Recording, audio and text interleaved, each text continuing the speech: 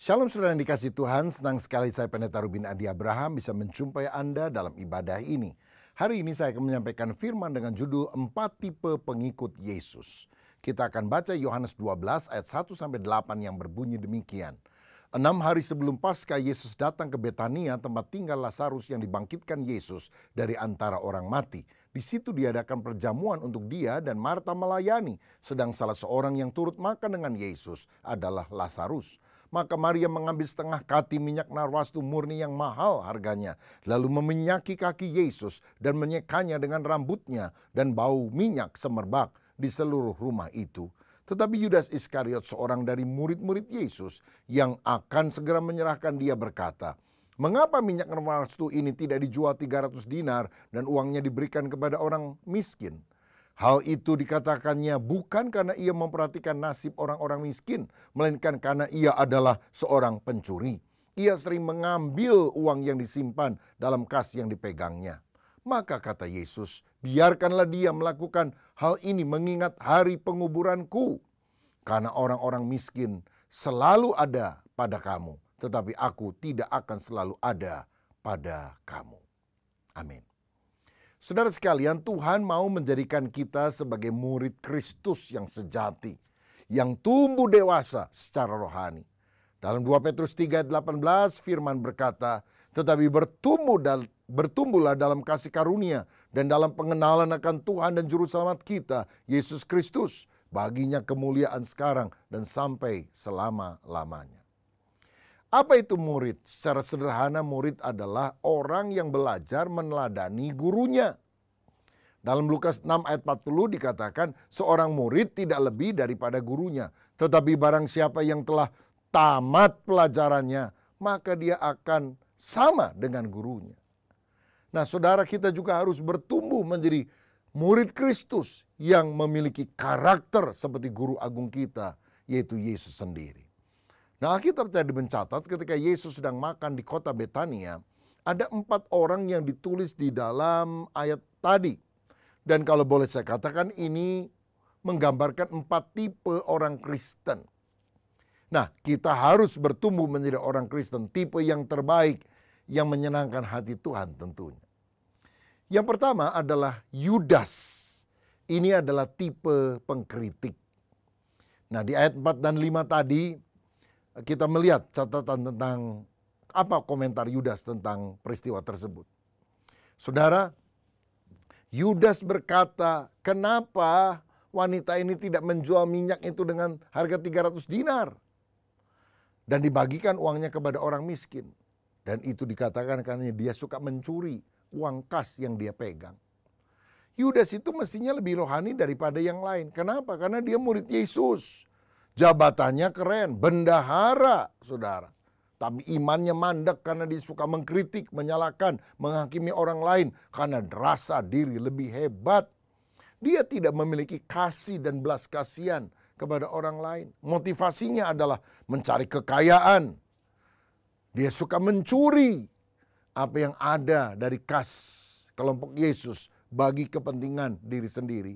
Sehingga tidak heran di kemudian hari dia menjual Yesus hanya dengan 30 keping perak saja. Hati-hati, jangan suka komplain, suka menyalahkan orang lain, suka berkata-kata jelek, karena ini bisa membentuk karakter yang tidak baik, yang akhirnya menjadikan kita seperti Yudas.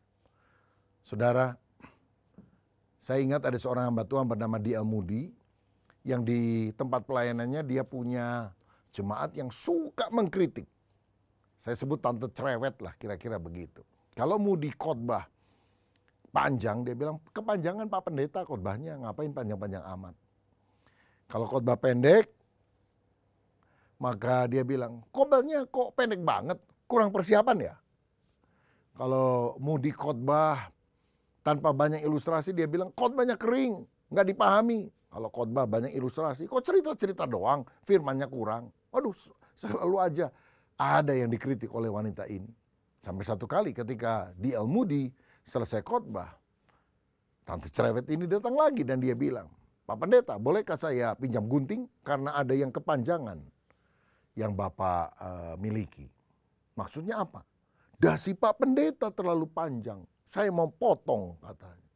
Apa nggak kurang ajar saudara ini orang. Tapi ini pendeta sabar, dia bilang, oh silakan Bu gunting dasi saya. Tapi setelah itu giliran ya, saya juga mau gunting ibu punya. Karena ibu punya terlalu panjang. Loh apa Pak? Apa rambut saya terlalu panjang? Bukan, lidah ibu yang terlalu panjang, perlu digunting. Sejak itu orangnya tidak berani komentar negatif lagi kepada pendeta D.L. Moody. Saudara, hati-hati dengan roh kritik yang terus berkembang yang menyebabkan kita akan mengalami kekeringan secara rohani. Saudara, seringkali orang suka pakai ayat-ayat firman menyerang orang lain. Bukankah sebaiknya kita melakukan teguran kasih dari hati yang tulus? Nah, apakah kita seperti Yudas yang suka mengkritik orang lain? Mengkritik wanita yang mencurahkan minyak narwastu kepada Yesus. Padahal Yudas nggak ngapa-ngapain juga, malah dia karakternya lebih jelek daripada orang yang lain. Apakah kita juga seperti Yudas yang ikut Yesus karena ingin kaya, bukan mencari perkara rohani, mengambil keuntungan dari Yesus, bahkan menjual Yesus dengan harga yang begitu murah? Mungkin saudara bilang, enggak lah, saya enggak seperti Yudas, saya enggak suka mencuri milik Tuhan. Tapi dalam Maleakhi 3 ayat 8 dikatakan, bolehkah manusia menipu Allah? Namun kamu menipu aku. Tapi kamu berkata, dengan cara bagaimanakah kami menipu engkau mengenai persembahan persepuluhan dan persembahan khusus? 100% hidup kita adalah milik Allah. Tapi minimal 10% kita harus bawa ke rumah Tuhan. Apakah kita mencuri milik Allah? Ataukah kita mau menjadi orang yang jujur? Jangan jadi seperti Yudas. Mari kita meneladani tokoh yang lain. Nah, tokoh yang kedua adalah Lazarus. Lazarus ini tipenya tipe penikmat. Dikatakan di ayat 2 tadi bahwa pada waktu diadakan perjamuan makan, Lazarus duduk di sana, ada di sana. Dan waktu itu orang kalau hadir di tengah perjamuan makan, karena makannya itu mejanya pendek kayak seperti lesehan begitu saudara. Maka dia duduk setengah berbaring dengan santai, dengan pasif, hanya ingin dilayani. Nah, saya melihat ini sebagai gambaran orang yang hari-hari ini suka ke gereja tapi hanya cari berkat, nggak mau repot. Kalau disuruh pelayanan, udahlah saya cuma datang saja. Apalagi suruh berkorban, memberi, nggak mau dia. Dia hanya mau menikmati berkat, menikmati pujian penyembahan, menikmati khotbah yang bagus, tapi tidak mau melakukan apapun.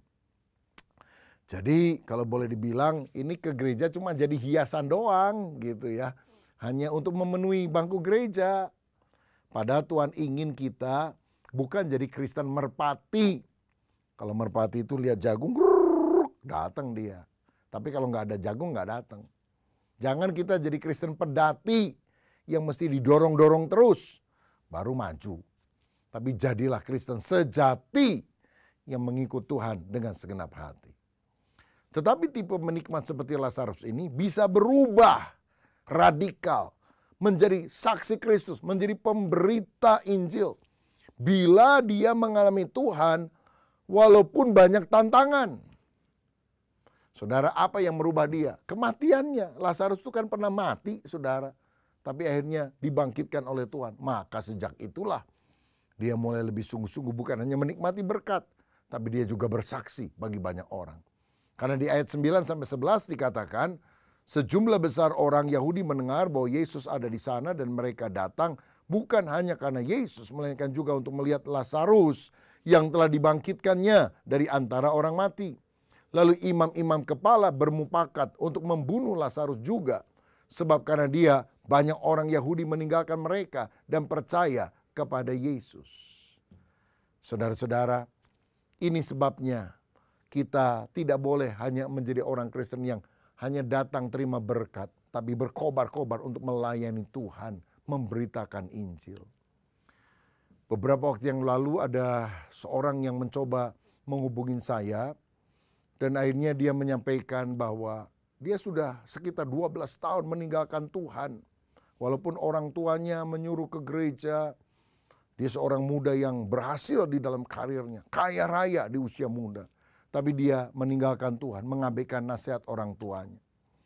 Tapi satu waktu Dia ikut robot trading, saudara-saudara. Kena tipu, utang miliaran, nggak bisa bayar, dikejar-kejar orang, mau bunuh diri. Pada situasi sulit semacam itu.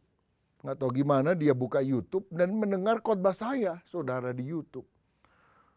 Dia kemudian sadar akan tindakan yang buruk kalau dia bunuh diri. Dan dia mengubah niatnya. Lalu dia mencari saya untuk menghubungi. Saya beritakan kabar baik kepada dia.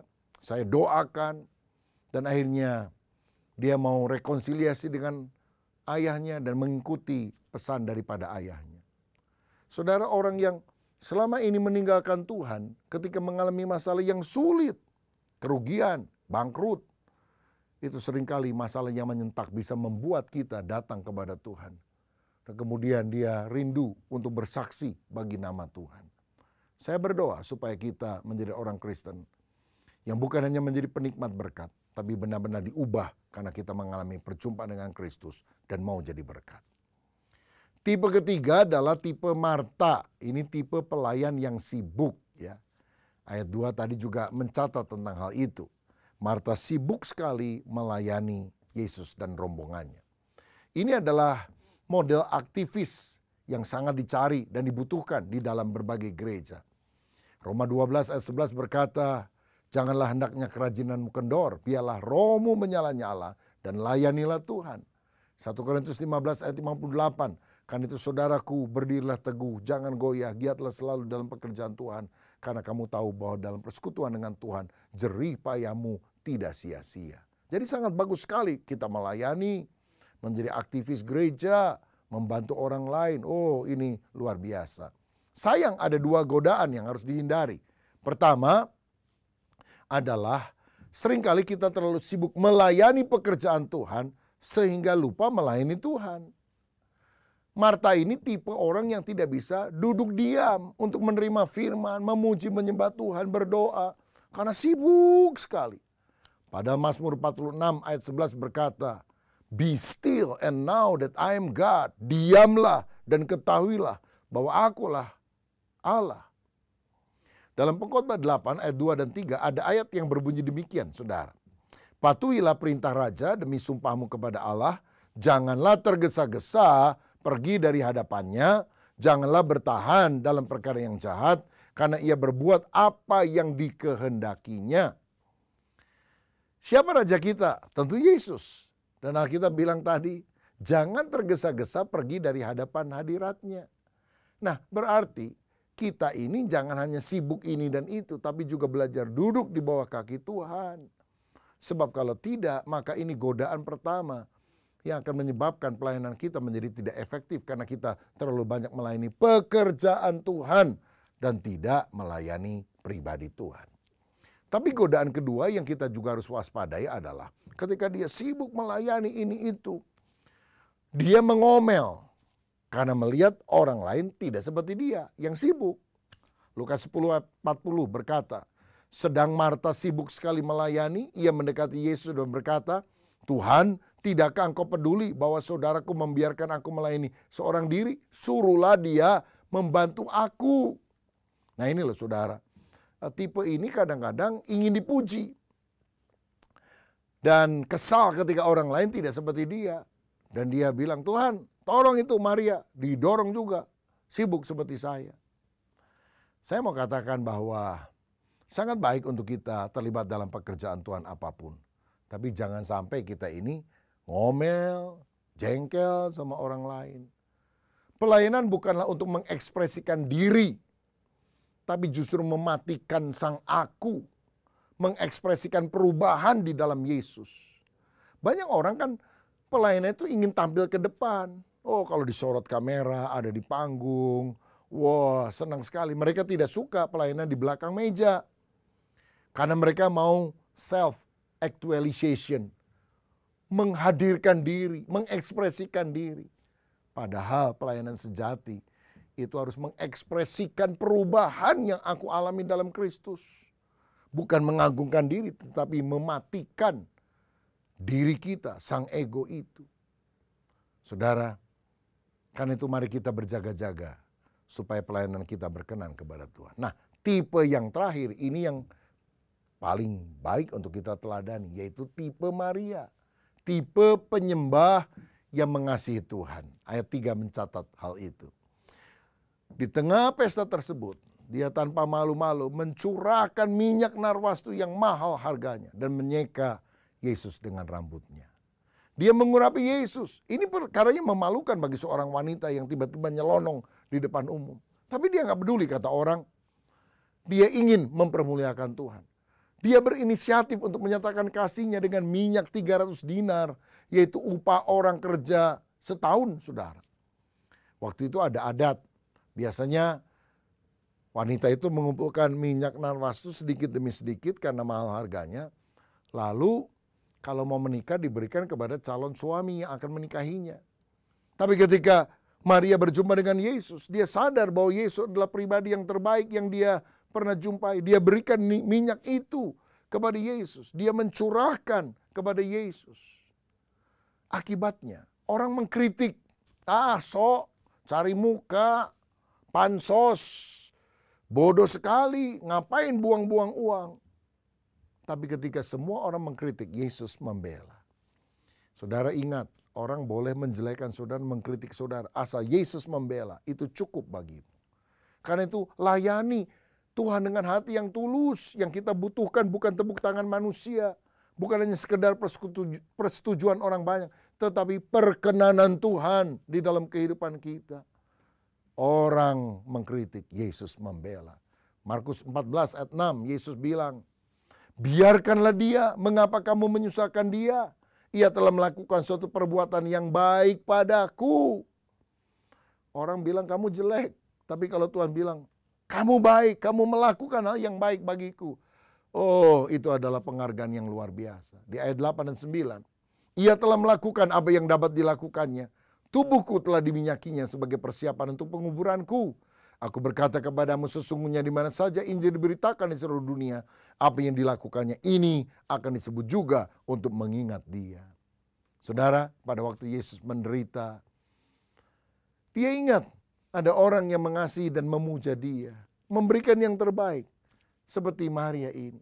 Sehingga Yesus bilang, dimanapun Injil diberitakan, apa yang dilakukan wanita ini akan selalu diceritakan. Karena dia adalah seorang tipe pemuja yang sangat mengasihi Tuhan. Maukah kita menjadi penyembah Tuhan, pemuja Tuhan, mengasihi Tuhan, belajar memberikan yang terbaik bagi Tuhan. Bukan seperti Yudas yang mengambil keuntungan bagi diri kita sendiri. Tapi seperti Maria yang sungguh mengasihi Tuhan dengan tulus. Kalau saudara mau menjadi tipe seperti Maria dan bukan seperti Yudas, mari kita tundukkan kepala, kita berdoa. Bapa, terima kasih untuk kebenaran firman-Mu. Cabutlah perkara-perkara yang tidak berkenan di hati kami. Jadikan kami penyembah-Mu, pemuji-Mu, orang yang cinta Engkau. Dan kalau itu ada dalam hidup kami yakin kami juga akan menjadi orang yang aktif melayani. Kami juga akan menjadi orang yang aktif bersaksi dan memenangkan jiwa. Karena semua dimulai dari hati. Berkat-Mu atas kami dalam nama Tuhan Yesus. Haleluya. Amin. Tuhan Yesus memberkati.